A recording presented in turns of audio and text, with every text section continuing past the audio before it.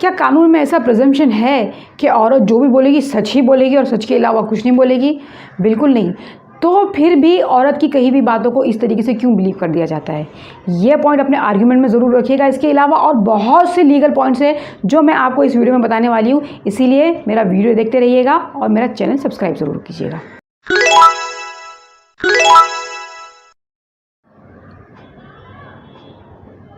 हाय viewers, इससे पहले मैंने वीडियो बनाया था जिसके अंदर मैंने बताया था कि आप अपने फैक्ट्स को किस तरीके से प्रेजेंट करें कोर्ट के सामने ताकि मैक्सिमम चांसेस आपके पास आए कि आप अपना मैटर जीत जाएं मेंटेनेंस का। देखिए, उसके अंदर बताया गया था कि आपको कुछ अगर आपकी अच्छी अच्छी यादें हैं अपनी वाइफ के साथ, आपके फ़ोटोग्राफ्स हैं तो वो आप प्रेजेंट कीजिए। अगर आप कहीं घूमने गए हैं तो वो आप प्रेजेंट कीजिए। कुछ कम्युनिकेशन है जिसके अंदर एक नॉर्मल सा कम्युनिकेशन बताया जा रहा है तो वो आप प्रेजेंट कीजिए ताकि पता चले कि भाई आपकी वाइफ के ऊपर कोई ज़ोर ज़बरदस्ती नहीं हुई थी, कोई वायलेंस नहीं हुआ था। अगर उसने कोई एजुकेशन हासिल किया शादी के बाद तो वो आप प्रेजेंट कीजिए। आपके जो विटनेसेस हैं जैसे कि आपके पड़ोसी हो गए, आपके फ्रेंड सर्कल के हो गए, आपके और भी जो दूसरे विटनेसेस हो गए, उनको आप प्रॉपरली कोर्ट के सामने प्रेजेंट कीजिए ताकि पता चले कि इनके ऊपर कोई ज़ोर ज़बरदस्ती नहीं हुई, इनके आपस में कोई चिल्ला चिल्ली नहीं होता था, कोई झगड़े नहीं होते थे इनके आपस में। तो ये सारी चीज़ों को आप फैक्ट्स को 1 बाय 1 प्रेजेंट करेंगे तो चांसेस आपके फेवर में आने के केसेस बहुत ज़्यादा हैं। आपको सिर्फ ये बताना है कि आपकी वाइफ जो घर छोड़कर गई है उसके पीछे कोई वैलिड रीज़न नहीं है और उसको आ जाना चाहिए आपके पास वापस।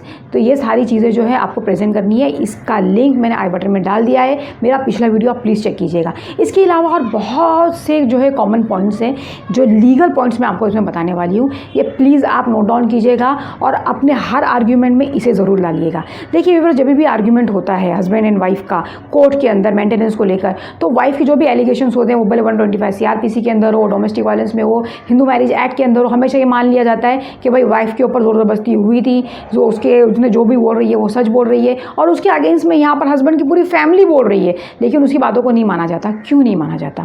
क्या ऐसा कोई प्रिजम्पशन है?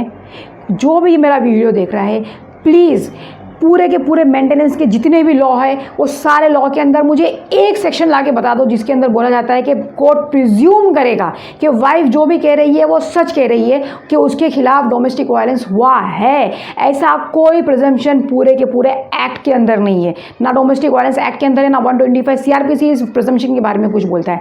सिर्फ और सिर्फ इंडियन एविडेंस एक्ट कुछ प्रिजम्पशन के बारे में बोलता है। जो मैं आपको इस वक्त बताने वाली हूँ वो है 113A of Indian evidence act. ये कहता है कि अगर कहीं पे कोई सुसाइड होता है डाउरी के डर की वजह से या डाउरी से प्रताड़ना होकर, अगर कोई फीमेल अपने शादी के 7 साल के अंदर कोई सुसाइड करती है तो ये प्रिज्यूम किया जाएगा कि उसके हस्बैंड ने जो है उसे अबेट किया, यानी कि उसके हस्बैंड ने उसे मजबूर किया सुसाइड करने के लिए। अगर वो सुसाइड से पहले उसके हस्बैंड ने उसे कभी भी हैरेस किया था डाउरी को लेकर, ये कंडीशन है कि उसका हस्बैंड जो है उसे डाउरी को लेकर हैरेस करना चाहिए, उसका हस्बैंड और उसके इन-लॉज, तब जाके उसका किया गया सुसाइड शादी के 7 साल के अंदर का उसको डाउरी सुसाइड जो अबेटमेंट ऑफ सुसाइड माना जाएगा। इसके बाद का सेक्शन है सेक्शन 113B, वो डाउरी डेथ को बोलता है। यानी कि अगर कहीं डाउरी डेथ हो जाती है और उसके डेथ के जस्ट पहले अगर हस्बैंड ने या उसके इन-लॉज ने उस लड़की के बहुत ज़्यादा उसे हरास किया था, बहुत ज़्यादा टॉर्चर किया था डाउरी को लेके, तो ये मान लिया जाएगा कि इन लोगों की वजह से डाउरी डेथ हुई है। इसके बाद का सेक्शन है सेक्शन 114A, जो प्रिजम्पशन बोलता है कि अगर कहीं रेप के चार्जेस लगे और कोर्ट में आकर अगर फीमेल ये कहती है कि भाई मेरा इसमें कंसेंट नहीं था ये सेक्सुअल इंटरकोर्स को लेके, तो ये प्रिज्यूम किया जाएगा कि उसका इसके अंदर कोई कंसेंट नहीं था। तो इस तरीके से रेप को लेकर, डाउरी डेथ को लेकर और कुछ सेक्शंस हैं इंडियन एविडेंस एक्ट के अंदर। इसके अलावा और कोई भी प्रिजम्पशन नहीं है। तो क्यों कोर्ट जो है प्रिज्यूम कर लेती है, आँख बंद करके बिलीव कर लेती है एक फीमेल के एविडेंस को? इसके अलावा और भी कुछ इसके अंदर जो है एक गोल्डन थ्रेड ऑफ जूरिस्प्रूडेंस है जो मैं अभी आपको बताने वाली हूँ। उसके अंदर सबसे पहला ये है कि कोई भी बंदे को एक इनोसेंट प्रिज्यूम किया जाएगा। Every person will be presume to be innocent till his guilt is prove beyond reasonable doubt. ये पूरे के पूरे क्रिमिनल मैटर के अंदर चलता है। यानी कि अगर किसी बंदे के अगेंस्ट में कोई चार्जेस है, क्रिमिनल चार्जेस, तो उस चार्जेस को जब तक आप इस तरीके से साबित ना कर दो कि उसके क्राइम में कोई शक ना हो दूर दूर तक, इस तरीके से जब तक आप उसके क्राइम को साबित ना कर दो तब तक उसे इनोसेंट यानी कि मासूम करार दिया जाएगा। ये पहला रूल है। दूसरा रूल ये है कि those who assert has to prove, यानी कि जो इंसान अब जो बात कोर्ट के सामने सामने रखता है अपने प्लीडिंग के अंदर, वो उसको प्रूव करना पड़ता है। ये एक दूसरा इसके अंदर प्रिजम्पशन है या एक रूल ऑफ लॉ है जो मैं अभी आपको बता रही हूँ। तो जब भी हस्बैंड एंड वाइफ के बीच में जो भी प्रॉब्लम्स होता है, जब कोर्ट सुनती है तो ये सारे रूल ऑफ लॉ को क्यों ताक पे रख देती है, क्यों ये सारी चीज़ों को इग्नोर करती है, ये एक चीज़ जो है आपको अपने आर्ग्यूमेंट में रखनी है। अभी जो मैंने आपको 2 रूल ऑफ लॉ बताया था, इसके अलावा एक और पॉइंट है जो आप ज़रूर अपने आर्ग्यूमेंट में ऐड कीजिए। वो ये है कि जब भी स्पेशली मेट्रोपॉलिटन एरियाज़ होते हैं, सिटीज़ वगैरह में, एजुकेशन फैसिलिटीज़ जो है वो दोनों को इक्वली दी जाती है। स्पेशली फीमेल को तो और ज़्यादा दी जाती है। देखिए कई जगह पे देखा गया है कि ट्रस्टेड स्कूल्स होते हैं, ट्रस्टेड कॉलेज होते हैं, गर्ल्स कॉलेज होते हैं, गर्ल्स स्कूल होते हैं। ऐसे boys college and boys school कितने हैं? मैंने तो कहीं सुने नहीं है, हो सकता होंगे भी, मैं इस चीज़ से इनकार नहीं कर रही हूँ, लेकिन girls college and girls schools बहुत ज़्यादा हैं जहाँ पर फीमेल्स को अगर गरीब ख़ानदान से है, गरीब घर से, तो उसे फ्री ऑफ कॉस्ट या कम से बहुत ही या तो कम फीस में जो है उसको एजुकेशन उसका पूरा किया जाता है। लेकिन अगर वही गरीब माँ बाप अगर अपने बेटे को अगर एजुकेशन देना चाहें तो वो कौन से इंस्टीट्यूशन में जाएँ? ऐसे इंस्टीट्यूशन बहुत ही कम है, ना के बराबर हैं। इसके अलावा बहुत से ट्रस्ट हैं, जैसे कि कुछ ब्यूटी प्रोडक्ट है उनके ट्रस्ट हैं, बहुत से जगहों पे बहुत से मंदिरों के ट्रस्ट है जहाँ पर औरतों को, लड़कियों को खास करके जो है एजुकेशन हासिल करने के लिए पैसे दिए जाते हैं, स्कॉलरशिप दी जाती है। ऐसे लड़कों के लिए कितने स्कीम्स और कितने ट्रस्ट हैं?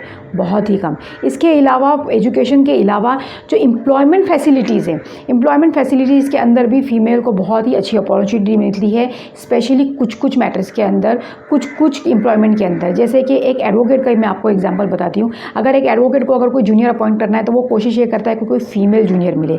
अगर किसी को कोई हॉस्पिटल है जिसके अंदर अगर नर्स को अगर अपॉइंट करना है तो कोशिश ये की जाती है कि कोई फीमेल नर्स मिले। इसके अलावा अगर कोई एयर होस्टेस होती है तो आपको देखेंगे आप एयर होस्टेस ज़्यादा से ज़्यादा फीमेल होती हैं। अगर कोई कंपाउंडर हो तो वो फीमेल कंपाउंडर आपको ज़्यादा मिलेगी। रिसेप्शनिस्ट फीमेल्स आपको ज़्यादा से ज़्यादा नज़र आएंगी। स्टेनो ज़्यादा फीमेल नज़र आएंगी। मैं ये नहीं कहती इसमें मर्दों को एम्प्लॉयमेंट नहीं मिलता है, लेकिन जो प्रायोरिटी रहती है वो फीमेल को दी जाती है। बड़ी बड़ी कंपनी में जो कस्टमर केयर एग्जीक्यूटिव्स होते हैं उसमें कोशिश किया जाता है कि फ़ीमेल को बिठाया जाए, क्योंकि जो नाराज़ कस्टमर आता है उनके प्रोडक्ट को लेकर, अगर वो जाके बैठ के बात करता है वहाँ पे कस्टमर केयर एग्जीक्यूटिव से, तो अगर वहाँ पे फीमेल रहती है तो उससे वो ज़्यादा झगड़ नहीं पाता। तो ये भी एक रीज़न रहता है। तो जहाँ पर एम्प्लॉयमेंट अपॉर्चुनिटी फीमेल और मेल को इक्वल है, बल्कि कहीं जगह पर फीमेल को प्रेफरेंस दिया जाता है, तो फिर मेंटेनेंस को लेकर ऐसे जो इस तरीके से जजमेंट देते हैं वो क्यों दिए जाते हैं?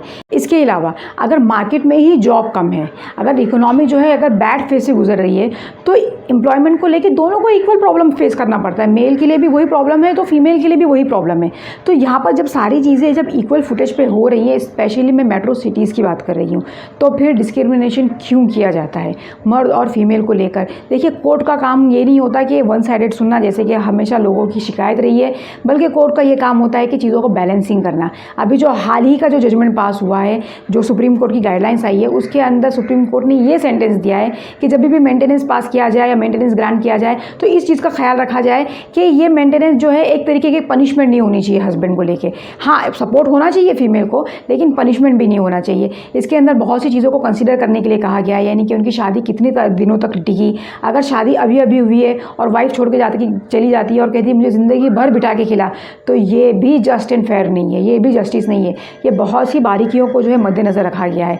इसके अलावा भी कानून के अंदर हमारा कॉन्स्टिट्यूशन खुद कहता है कि सब लोगों को इक्वल प्रोटेक्शन मिलना चाहिए। आर्टिकल 14 खुद कहता है कि equality before law and equal protection of law to each and every citizen, यानी कि हर जो बंदा है, हर सिटीज़न ऑफ दिस कंट्री है, उसको दोनों को कानूनी प्रोटेक्शन इक्वली मिलेगा और दोनों को इक्वली ट्रीटमेंट किया जाएगा। इसके अलावा आर्टिकल 15 है। आर्टिकल 15 ये कहता है कि state shall not discriminate on any individual on the basis of caste, sex, religion, place of birth और एनी ऑफ देम, यानी कि उसके मर्द या औरत होने की वजह से या उसके पैदा होने की वजह से, किसी भी रीज़न की वजह से स्टेट जो है यानी कि गवर्नमेंट जो है किसी के ऊपर डिस्क्रिमिनेट नहीं करेगी, कुछ फ़र्क नहीं करेगी। हाँ, इसके अंदर एक एक्सेप्शन ज़रूर है। एक्सेप्शन ये कहता है कि औरतों के लिए और बच्चों के लिए और जो मतलब निचली जो तबके के जो लोग होते हैं हमारी सोसाइटी में, उनके लिए एक स्पेशल लॉ बनाया जा सकता है। तो ये जो स्पेशल जो प्रोटेक्शन दिया गया है तो वो तो कानून है ही, हम तो एक्सेप्ट करते ही हैं। जैसे जैसे कि अभी मैंने आपको प्रिजम्पशन बताया इंडियन एविडेंस एक्ट के अंदर, इसके अलावा कौन से प्रिजम्पशन है जो मेंटेनेंस को लेकर है? ये तो कुछ भी नहीं है, तो फिर क्यों डिस्क्रिमिनेट किया जाए? इसके अलावा एक हाल ही का एक सुप्रीम कोर्ट का जजमेंट है, वो जजमेंट के अंदर सुप्रीम कोर्ट ने खुद ऑब्जर्व किया है कि बहुत से 498A को लेके झूठे केसेस आ रहे हैं, जिसकी वजह से जो है एक तरीके का ये जो लॉ बन चुका है ये टूल ऑफ हैरेसमेंट बन गया है, यानी कि एक हथियार बन गया दूसरों को हैरेस करने के लिए। तो ये जजेस क्यों नहीं देखते जब भी मेंटेनेंस ग्रांट करना होता है? तो इसके अंदर सुप्रीम कोर्ट ने साफ तौर पे लिखा है कि जब भी ये 498A रजिस्टर करो तो उसने पुलिस को एक तरीके से एक लताड़ा है बहुत ज़ोर से, और एक गाइडलाइंस दी है कि जब भी आप कोई आपके सामने 498A की कंप्लेंट आए तो आप लोग आंख बंद करके सामने वाले को अरेस्ट करने मत जाओ, कंप्लेंट को रजिस्टर मत करो। सबसे पहले आपको इन्वेस्टिगेट करना पड़ेगा, सबसे पहले आप अपने आप को सेटिस्फाई कर लो कि ऐसा कोई क्राइम कमिट हुआ है, उसके बाद ही उसे रजिस्टर करो। तो सुप्रीम कोर्ट की ये गाइडलाइंस है, सुप्रीम कोर्ट का ये ऑब्जर्वेशन है, रूल ऑफ लॉ यहाँ पर है, यहाँ पर कॉन्स्टिट्यूशन के प्रोविजन है कि there should be equality before law, equal protection of law. So why equality is not been given?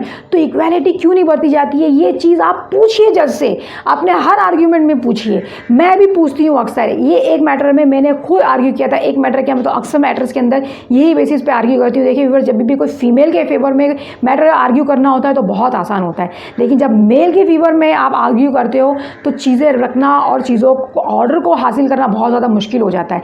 मेरे एक केस के अंदर ऐसा ही हुआ था, लोअर कोर्ट ने आर्ग्यूमेंट सुनने के बावजूद भी और मेरे एफर्ट्स को अप्रिशिएट करने के बावजूद भी जो है वो फीमेल के फेवर में ऑर्डर दिया, मेंटेनेंस दे दिया। हम लोगों ने हार नहीं मानी, हम लोग अपील में गए, सेशन कोर्ट के अंदर गए। सेशन कोर्ट के अंदर हम लोगों ने यही सारी चीज़ें रखी, सेशन कोर्ट ने रिलीफ देने से इनकार कर दिया फीमेल को। फीमेल ने घुटने टेक दिए और साथ में सेटलमेंट हो गया। देखिए मैं ये नहीं कह रही कि सारे मैटर्स ऐसे ही होते हैं, नहीं, कुछ मैटर्स सच्चे भी होते हैं। फीमेल्स ने कुछ सही ग्राउंड पे भी फाइल करती है, लेकिन कुछ कुछ जो होते हैं वो फॉल्स ग्राउंड पे भी फाइल होते हैं। तो ऐसे मैटर्स को जो है वो नहीं एंटरटेन करना चाहिए और जजेस को हर एस्पेक्ट में देखना चाहिए। जिस तरीके से इससे पहले वाला जो मेरा वीडियो था उसके अंदर जजमेंट में जज ने देखा, सुप्रीम कोर्ट के जजमेंट ने हर एक एस्पेक्ट को गौर से देखा, और अभी जैसे मैंने ये मैटर के अंदर मैं आपको बता रही हूँ, ये वीडियो के अंदर बता रही हूँ कि किस तरीके से हर each and every aspect of law को भी कंसीडर करना चाहिए। मेरे खुद के एक दूर के रिलेटिव के साथ ऐसा हुआ है कि वो जो मेल था जिसने शादी किया,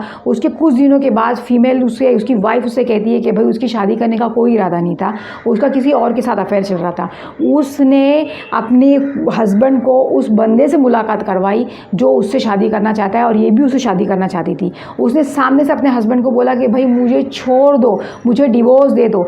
जब हस्बैंड ने उस डिवोर्स देने के लिए थोड़ा डिले किया तो अचानक ही उस वाइफ का माइंड चेंज हो गया। वो कहने लगी कि भाई अब मैं आपके साथ आना चाहती हूँ, आपके साथ रहना चाहती हूँ। आप मुझे बताइए क्या हस्बैंड ऐसी वाइफ को एक्सेप्ट करेगा? क्या ऐसी वाइफ को अपने साथ रखेगा? उसने वहाँ पर डिवोर्स की प्रक्रिया शुरू कर दी। तो यहाँ पर वाइफ ने डोमेस्टिक वायलेंस के अंदर मैटर डाल दिया, 498A उसके ऊपर डाल दिया। अब मुझे एक बात बताइए, हस्बैंड के पास क्या प्रूफ है ये बताने के लिए कि इसका किसी और के साथ अफेयर चल रहा है, इसके साथ उसको मेरे साथ रहना ही नहीं था? ये साबित करना बहुत मुश्किल होता है। इसीलिए जुडिशरी को एक जुडिशियस माइंड अप्लाई करना चाहिए और दोनों को इक्वल फुटेज पे रखना चाहिए। तो पिछले जो मैंने पॉइंट्स बताए थे वो पॉइंट्स, और इस वीडियो में जो मैंने आपको कुछ लीगल पॉइंट्स बताए थे, प्रिजम्पशन, सबसे पहला प्रिजम्पशन कि every person presume to be innocent till guilt is proved beyond reasonable doubt। दूसरा, every person those who assert has to prove। so चौथा, article 14, article 15, equality before law, equal protection of the law, no discrimination. ये चीज़ों को आप सामने रखिए और अपने केस के जीतने की ज़्यादा से ज़्यादा संभावना अपने हाथों से खुद बनाइए। इसी तरीके से और भी अच्छे अच्छे पॉइंट्स मैं आपके सामने लाती रहूँगी, तो मेरा वीडियो देखते रहिएगा, मेरा चैनल सब्सक्राइब ज़रूर कीजिएगा। Thank you so much.